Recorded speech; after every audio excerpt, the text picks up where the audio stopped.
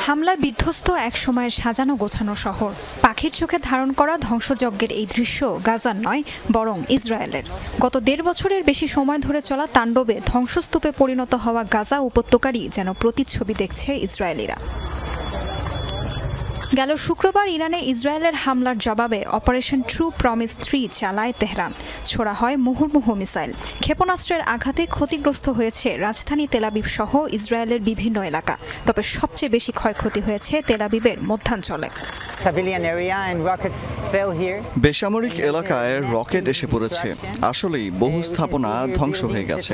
ধ্বংসস্তূপের নিচে অনেকে চাপা পড়েছিল।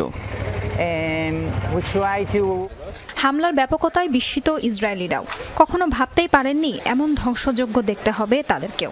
স্থানীয়দের কাছে হামলার মুহূর্তগুলো যেন দুঃস্বপ্নের মতো।